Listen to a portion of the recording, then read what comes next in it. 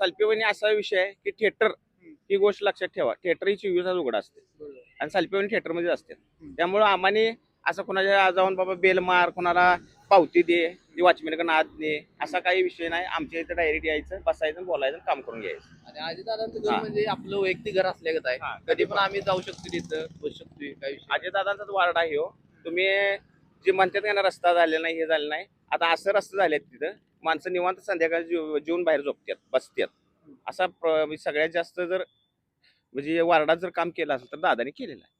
आणि महाराजांचा मुद्दा घेऊन जे राजकारण करायला आहेत का नाही, त्यांचं त्याच मला एकच सांगायचं आहे, तुम्हाला जे 25 वर्षात जमलेलं नाही ते 2.5 वर्षात केले. आता पुढील पार्टीला काही मुद्दाच राहिलेला नाही बोलाय की विकास काय काय धावणार आहेत.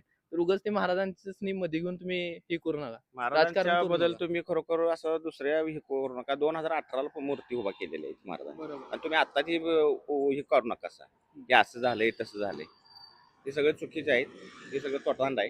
म्हणजे राजकारण राजकारण ठिकाणी असो, महाराजांच्या पुढलं राजकारण महाराजांनी सगळ्यांनी शिकवली कसं करायचं असते. त्यामुळे महाराजांनी कुणी टीका टिप्पणी करू नये आणि त्या गोष्टीवर कुणी बोलू नये, पण त्या मताचा माणूस आहे. बरोबर म्हणजे राजकारण राजकारणाच्या ठिकाणी असावं 100%. बरोबर त्यात काय बदल नाही. अगदी बरोबर.